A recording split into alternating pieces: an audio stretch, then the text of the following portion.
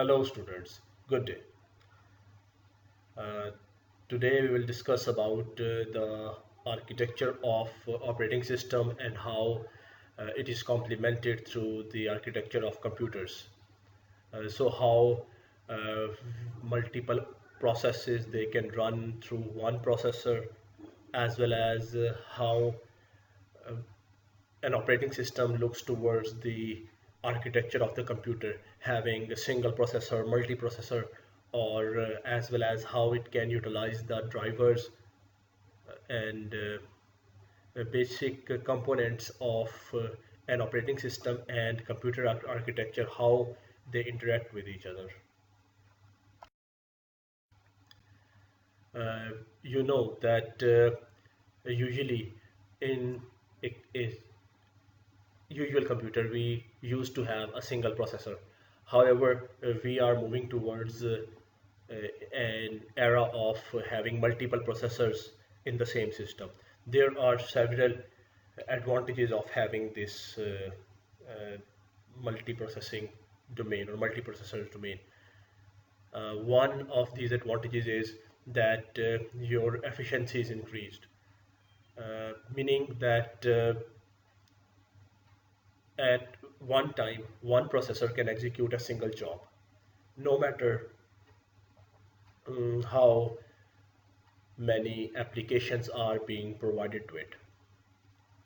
At the same time, we users are used to uh, look at things in a multitasking way, that at any given time you want to get involved with media players, web browsers, and various other applications simultaneously. If in an operating system or in a computer system which has a single processor, operating system used to turn around things in a way that the user perceive things, that there are multiple processors and all of them they are performing the user's job. However, this is not the case. And definitely, if one processor is giving an illusion that multiple processes are running simultaneously, the efficiency may not be as high as being expected by the user. However, when we have multiple processors installed in a computer, it means that the efficiency of user programs, applications, their execution, all of them will increase. The second advantage of having multiple processors in a system is economy of scale, meaning that if you look at a computer system, a machine, it has one processor, one RAM, one hard disk, and you can see all of this in a sequential order. However, if we have another processor with having the very same RAM and having the very same hard disk, it means that we have increased the efficiency of the machine without even purchasing all the other components like RAM and hard disk, etc. So this is more cheaper. Also, in an ideal case, it should provide you a reliable service where if one processor is down, still you can work with something. However, because everything is developed on a single chip, sometimes if one is not working, there are issues with the other one as well. However, in an ideal case where we have multiple processors, we should have a graceful degradation of processes and throughput. When we talk about multiprocessing, there are two different types of multiprocessing. The first one is asymmetric and the other one is symmetric. Uh, on the coming slide, you will have a diagram of how asymmetric multiprocessing may look like. There are actually, it is like you are sitting in the system in at the processor. So asymmetric means that if you have two processors, both of them have different views of the whole hardware, which means I hope some of you or probably all of you are aware of graphical cards which are externally installed and they have their own processors, as well as network cards which can have their own processors, as well as various peripheral devices that can be attached to your machine having their own processors. This provide an ease to the general computer architecture that is working with a fixed number of processors, and this additional processor uh, added some functionality to the working of this computer or this operating system. However, this processor can only work in certain ways. Let me show you that diagram first. So over here we have a diagram of asymmetric multiprocessors. You can see that one processor is dealing with the I/O and the other one is dealing with the memory. In having these two different processors, meaning that they can view the system into different world views. So both of them can perform different jobs. Just like I gave you an example earlier, where you have a separate processor installed on your VGA card, so that the graphical card and processor, they can perform certain jobs. So even if you have if that is free, that is idle, it cannot probably help the other processor working its basic tasks. In this way, the view of the processors is asymmetric. It's not the same. I hope all of you know asymmetric means not same, symmetric, similar. So symmetric means all of the processors, they are installed with a bus and they have the very same view of the whole computer architecture. I have a diagram on the next slide just to give you an overview of how this may look like. So over here we have a diagram for symmetric multiprocessing. In this you can see that all the processors, they have the very same view of the whole system. So symmetric multiprocessing, multiple processors installed at the same level where they can have the same view of the whole system. Asymmetric multiprocessing, where all the processors installed in a machine, they have different views of the system. So when we have a symmetric multiprocessing architecture, you can see that each of the processor, they have their own registers as well as cache, and they are working, or they can work in an independent fashion. We will look how they can be utilized in terms of threads and multiple processors or multiple processes at the same time. However, this is how they look like, that they have their own registers, they have their own cache. With respect to the latency, if you want to uh, arrange your memories, the first one is your hard disk, that has the highest latency, meaning that's the slowest with respect to the processor. Now moving from the moving from the hard disk, you have your main memory, RAM. So your RAM has better efficiency compared to your hard disk. However, it is still far too slow for your processors. Then we have two types of cache memories. One is L1 cache, the other one is L2 cache. We will discuss in the memory management section how they actually work. However, both of them are used to store information that was there in the CPU registers. After L1 and L2 cache, we have registers. That's the only memory that CPU has direct access to. For every variable, for every operation, CPUs, they use registers. So CPUs store information in these registers in order to execute some operation. So CPU have different registers, and in symmetric multiprocessing systems, each CPU has its own set of registers as well as cache memory. And this memory that we have at the bottom of the page, this is your main memory or RAM. So this is an architecture of your dual core machine, and the same can be extended for like i3, i5, i7. So over here you can see that this is your quad chip machine, where you have a shared memory. So this is your these are your 4 cores, quad core computer, and over here you have your shared memory. And in this case you have again the very same machine, but these L2 cache, all of them have their own.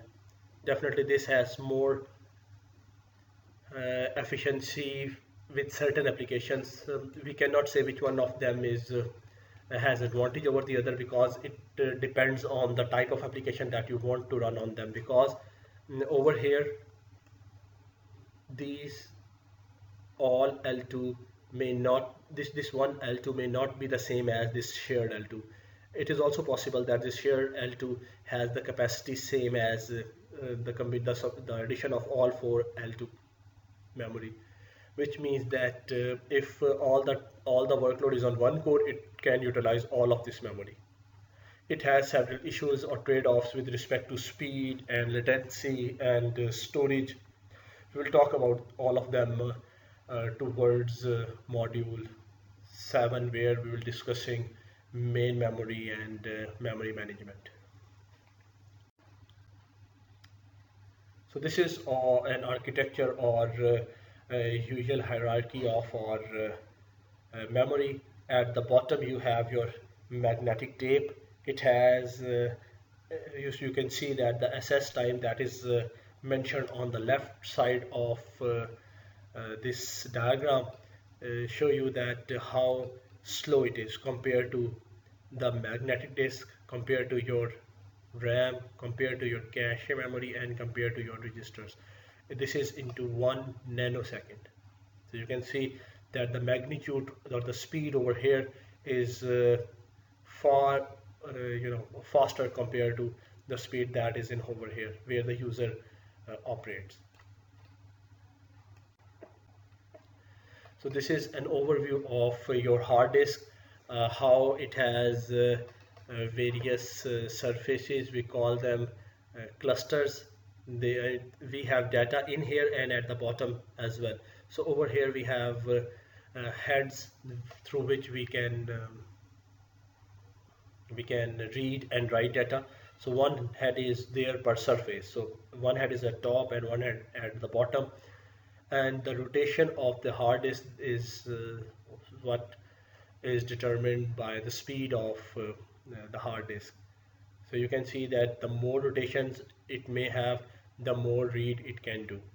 So in this way we see that if we have a memory having like 100 rotations per second, it can have a different speed compared to something that has 1000 rotations per second and stuff like this. Over here we have a file hierarchy in your systems, how files are stored on hard disk. So you can see in all of the file systems we have a root directory on top through which we can traverse the whole all the files and all the directories that are stored onto a machine. This is a special type of data structure that is used in here. We call it the tree data structure. So you can see you cannot have one folder stored in 2 different locations simultaneously. You can have shortcuts, you can have pointers, but you cannot store an actual folder into 2 different locations. So this is an overview only. We will discuss this too after memory management. We will discuss disk management, and over there we will discuss file systems. There are several concepts, several basic terminologies that you should be aware of after having this operating system course. The first one is multiprogramming.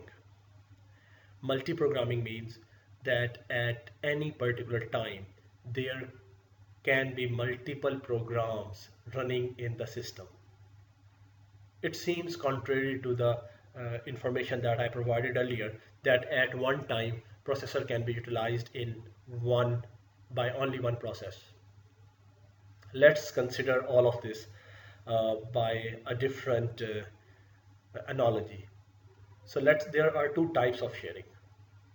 One type of sharing is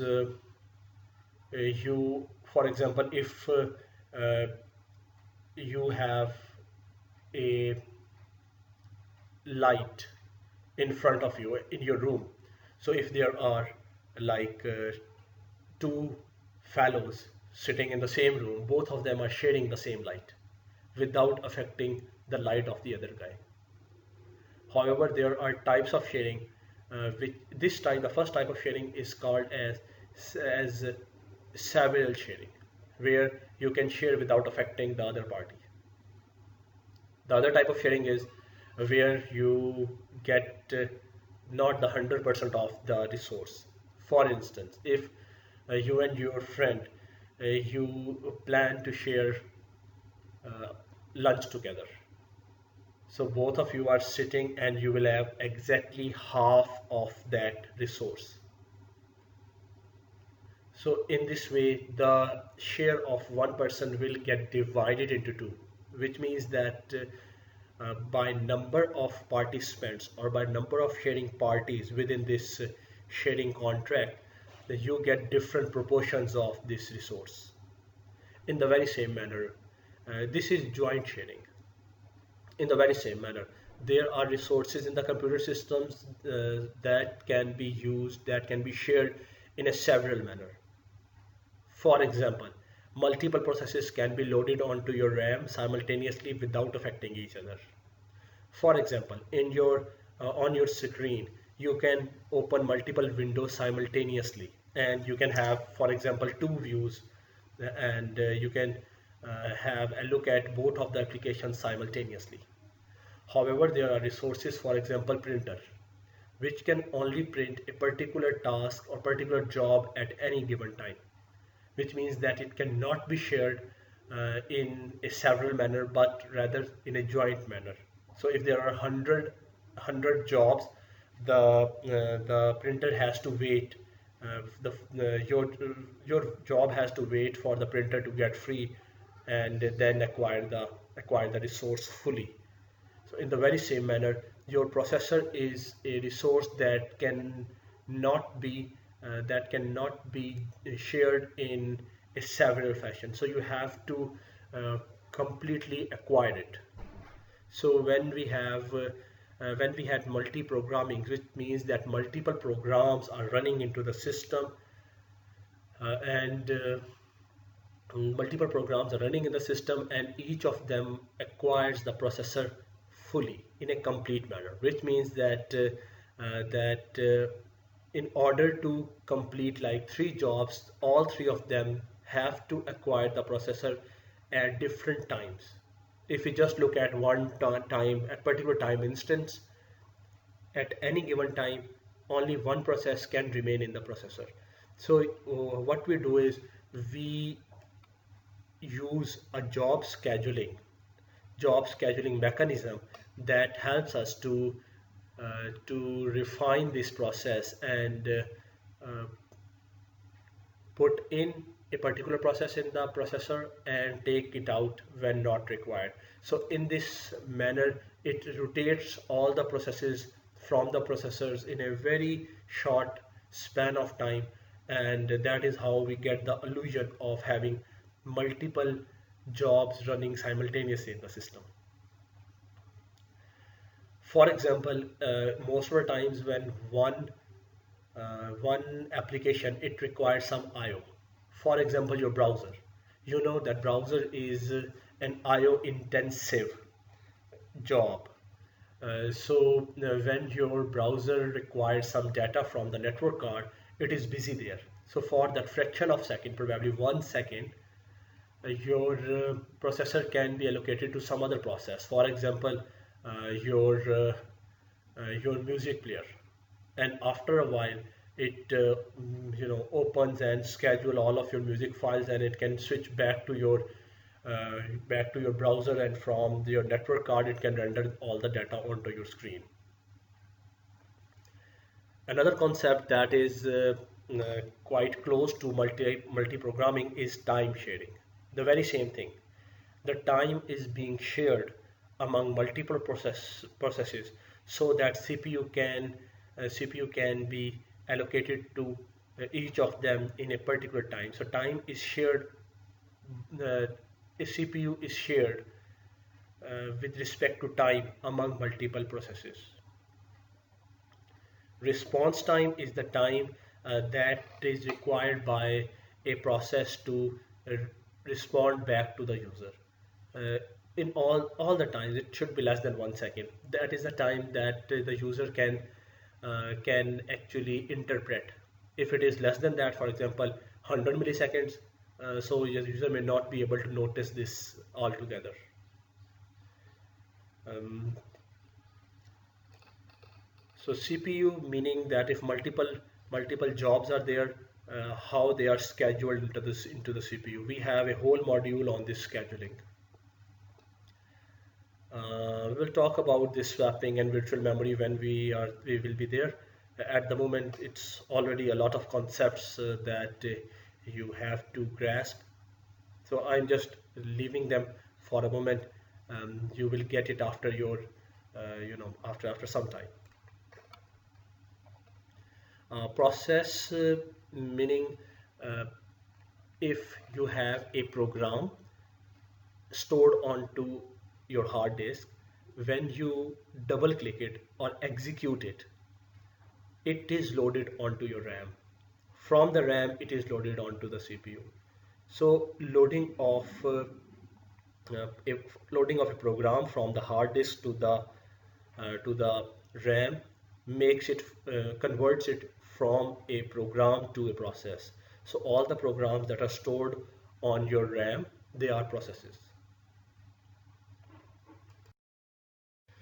This is an overview of your RAM at any point in time.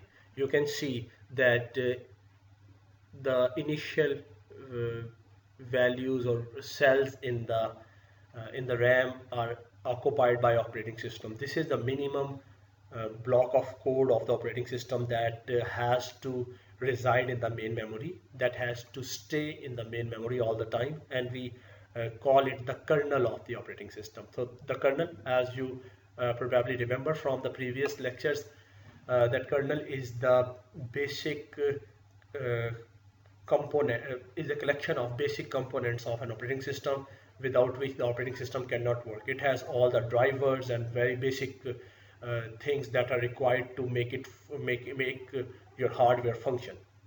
On top of your kernel, you have your first process, your job one. Then you have your job two, so on and so forth. So these jobs are actually processes, or they were applications back in your hard disk, and now when they are loaded onto your RAM, now they are jobs, or they are processes. There's a bit of difference between job and a process, and it's coming on to the next slide. Up to this moment on this slide, just get this concept, just try to learn this concept that your RAM is shared among multiple applications, multiple processes simultaneously, and operating a part of the operating system resides in the main memory all the time, and then you have multiple jobs, multiple processes, and they share your RAM, and a process has to reside in the main memory for the duration of its execution.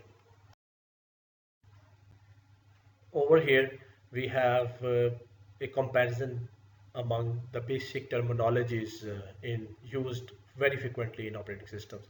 The first one is multiprogramming, the second one is multiprocessing, and the third one is multitasking.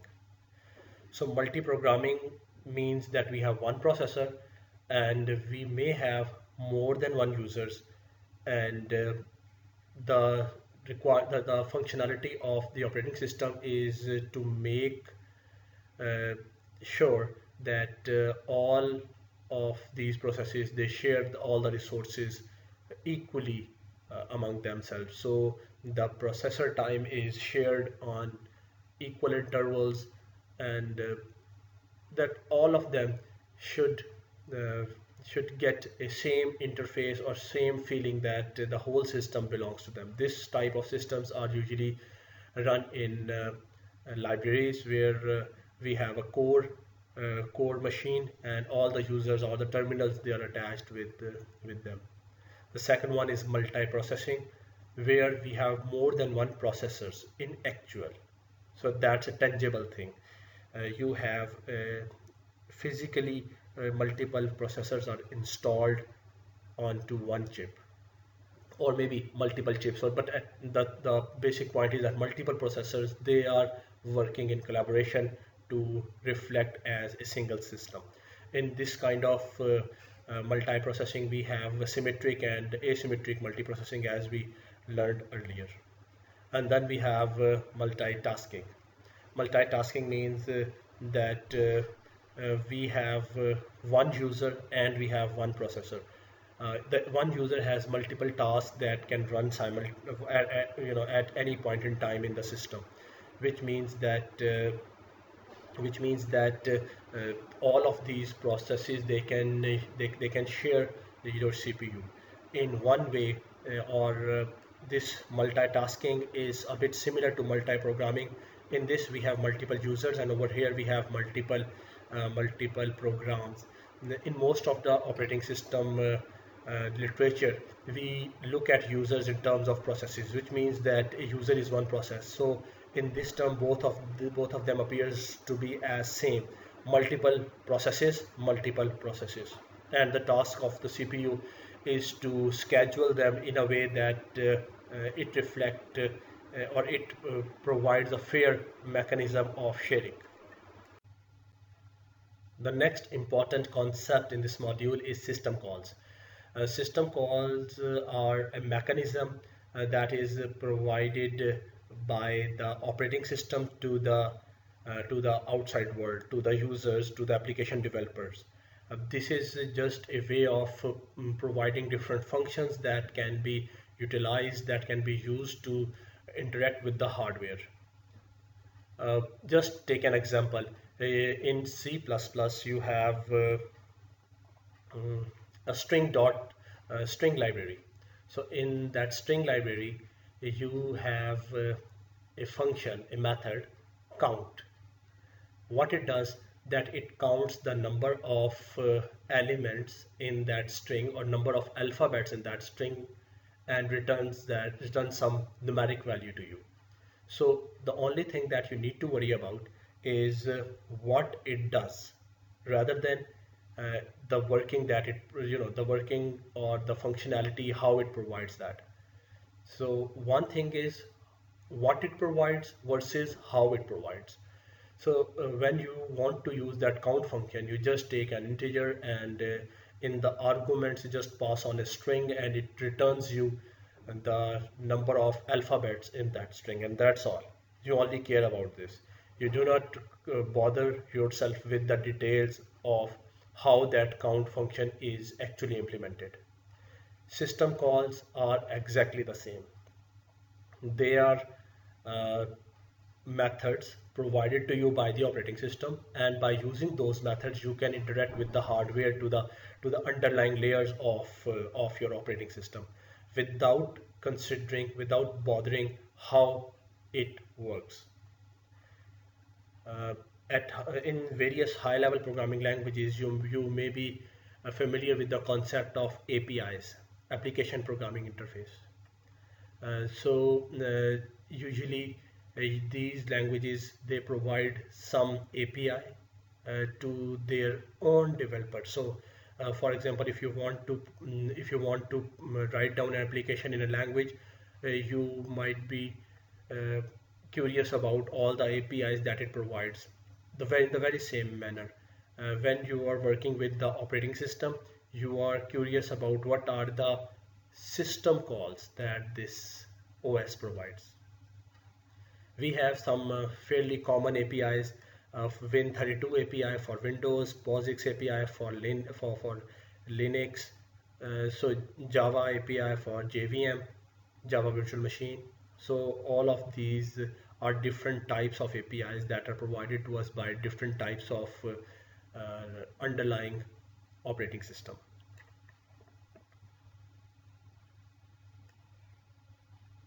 Yeah, there is one more question, that why we use APIs rather than the system calls. The reason is, when we have when you are working at a level of operating system as well as applications or application layer, you provide APIs so that the underlying layer is not exposed to the user. So the more control you provide to the user, the more bugs they can create in the whole system. So that's a way of providing layers so that a user working on one layer may not get exposed to the layers beneath them. So this is an example of a system call. You can see that we have different layers. You can see that this is the kernel space, this is the user space, and these are the actual memory calls. So let's see how it actually works. So you can see that these are the instructions provided in here, and when you have a call to a method read that reads something, now you are not actually concerned with how this thing is implemented, but you only concerned with your return value. However, behind the scenes, when you call this, it again calls various methods, maybe into the kernel, into the operating system, where the thing actually happens, and it returns some value, and that layer provides some value back to your programs. So you are only concerned in here. You are also not exposed to this layer. So this layer is encapsulated behind this one. So this is why we have system calls, so that no one is exposed to the actual layer or actual working. So this is a general description of system calls. In the next lecture, we will talk in detail how system calls they actually work, what are the very famous system calls in basic operating systems, and what are their parameters, and general stuff about system calls in a bit more detail. So that's all for today, students. Thank you.